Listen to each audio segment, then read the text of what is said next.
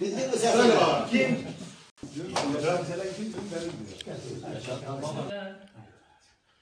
Allahu Ekber.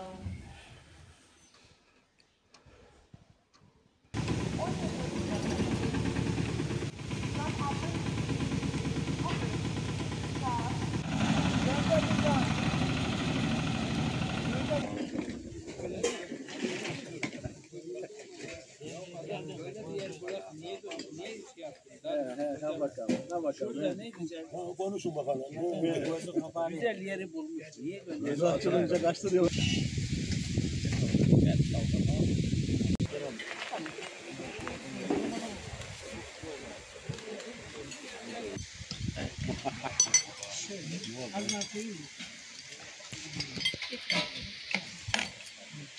Hocam.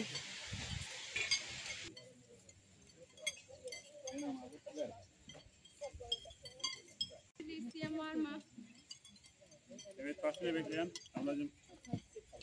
أدنا عالما ورزقنا واسعا ولا تسلط علينا ظالما اللهم ارحم صاحب هذا الطعام والآثار وزوجنا بحور العين وأكرمنا برؤية جمالك يا رب العالمين. Biz Hazreti Muhammed Mustafa Aleyhissalatu Vesselam'a ümmet eyleyen Yüce Rabbim, bizlere verdiğin her türlü nimet ve imkan için sana hamdolsun. Habibi Edibin Aleyhissalatu Vesselam'a salatu selam eyliyoruz, haberdar eyle ya Rabbi. Bugün Mevlid-i Nebisini konuşacağımız Peygamber Efendimiz Aleyhissalatu Vesselam'ın şefaatine nail eyle. Bismillahi Rabbil Alemin. Soframızın daim olması için, geçmişlerimizin ruhu için, Allah rızası için El Fatiha. Vaiz arkadaşlarım, meslektaşlarım, hanımefendiler, beyefendiler, Torosların yörükleri, Güngören, Lale, aynı zamanda kıymetli muhtarlarım, Peygamber Efendimiz sallallahu aleyhi ve sellemin 1500. doğumunun yıl dönümünü anlamak için buraya gelen, aynı zamanda Doktor Mehmet Seri Doğru hocamı Silifke gibi bir yerden gelip dinleme şansı bulan kıymetli yörükler, hoş geldiniz, sefalar getirdiniz. Rabbi cealni muqimes salati ve min zürriyeti. Rabbena ve teqabbel dua.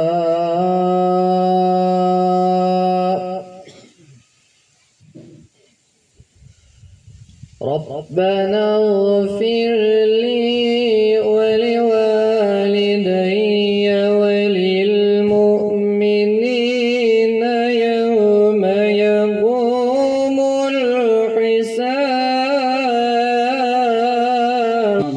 Hürmetle, mahcup ve müeddep bir hasretle yad ediyoruz. Ne mutlu beni görmeden iman edenlere buyuran Hatemül Enbiya Efendimiz'e, onun ehli beytine ve ashabına selatü selam olsun. Habibinin şefaatine nail olanlardan eylesin. Tekrar programımıza teşrif ettiğiniz için hepinize ayrı ayrı teşekkürlerimi arz ediyorum. Hepiniz Allah'a emanet olun.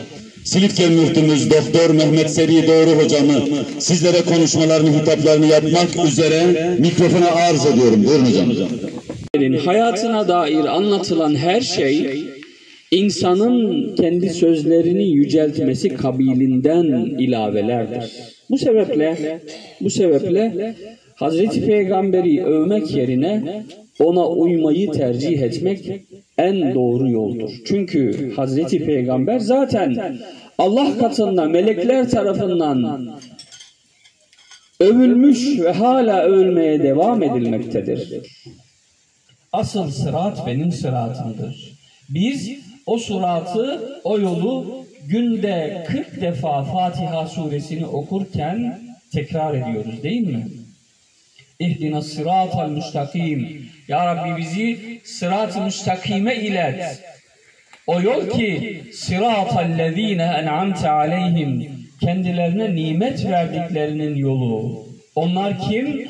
Nebiler, şehitler, sıddıklar ve salih insanlar. Hazreti Peygamber bu 4 grup insanın yolunu bize göstermek için gönderilmiş birer rehberdir. Sadece peygambere salavat getirmekle peygamber anlaşılmaz. Sevabını alırsın ama peygamber sadece kendisine salavat getirilsin diye gönderilmiş bir rehber, bir insan değildir. Nesiller yok olur. Nesil artık çoğalamaz, aksine daha da azalır. Bunun için eşlerimize tıpkı Hazreti Peygamber'in yaptığı gibi ilgi, alaka ve sevgi beslememiz gerekiyor. Bir hadis-i şerifinde diyor ki Allah Resulü Aleyhisselatü Vesselam, bir kimse eşinin elinin arasına alıp da gözünün içine bakıp onu sevdiğini ifade ederse, günahları tıpkı suyun döküldüğü gibi parmaklarının arasından dökülür diyor. Bakın ne kadar özverili bir peygamber. Eşe söylenen bir sevgi ifadesini adeta günahın dökülmesi gibi bir kefarete dönüştürüyor. Ne kadar ilgi gösterelim diyorsunuz peki? Ne kadar vakit ayıralım diyorsunuz peki? Ben bu mukayeseyi hep yapıyorum. Affınıza sığınarak burada da söylemek istiyorum. Ne kadar alaka göstereceğiz biliyor musunuz eşlerimize? Cep telefonlarımıza gösterdiğimiz alaka kadar eşlerimize o kadar alaka göstereceğiz. Cep telefonlarımızın ekranına baktığımız kadar eşlerimizin yüzüne o kadar bakarsak, inanın o ailede ne kavga olur, ne gürültü olur, ne bir şey olur. Ama akşam oluyor, hep sihirli ekranlarda gözümüz, hep böyle dünyayı karıştırıyoruz. Ya yanı başında belki hanımın vardır, haftalardır yüzüne bakmamışsın. Öte dünyada, dünyanın öbür tarafında olan olaylara ne karışırsın? Önce ailenle ilgilen. İnanın Türkiye'de, dünyada erkeklerin veya kadınların, bu kadınlar için de geçerlidir, cep telefonuna ayırdıkları, sosyal medyaya ayırdıkları vakit kadar eşlerine ayırsalar, o ailede hiçbir kavga, hiçbir ihtilaf, hiçbir şikak, nifak olmaz. Allah Resulü Aleyhisselatü Vesselam eşi Hazreti Ayşe'yi akşamları alır, Bedevilerin yapmış olduğu savaş gösterilerinde yanında oturtur ve Ayşe validemiz Peygamber Efendimizin kafasını omzuna yaslayarak o müsabakaları izlerlermiş. Bugün tıpkı bir sinema salonuna gidip aynı filmi beraber ve kucak kucağa izler gibi. Bunu Hazreti Peygamber 14 asır önce yapmış. Günümüzde yaşasaydı kim bilir bizim için ne ufuk açıcı, ne yol gösterici sözleri olur. Doktor Mehmet Doğru hocamıza bu güzel ve yüreklere dokunan konuşmasından dolayı kendilerine sizlerin adına teşekkür ediyoruz. Güçlü alkışlar hocamız için olsun. Ayaklarına sağlık, sağ olsunlar, var olsun. Tabii aramızda evli olmayanlar vardır. O arada bekar olanlar bir hayli olabilir. Onlara da herhalde sayın basın da bunların içerisinde. Bizleri hiç yalnız bırakmayan Ahmet Tokdemir hocama ta Adana'dan pancar sökerken bırakıp gelip burada bizimle beraber olup bu programı hatta ulusal basına bir anda duyuracak olan Ahmet Tokdemir hocama da güçlü alkış onun için olsun. Teşekkür ediyoruz.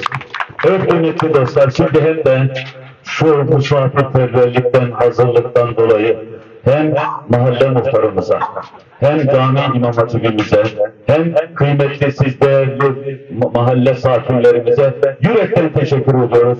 Kendileriniz de şöyle güçlü bir alkış yapansız bırakmasın. Müslümanlıkla yoğrulan yurdu Müslümansız bırakmasın. Şimdi yürekten amin deyip saf temiz yörüklerin elinden, evet.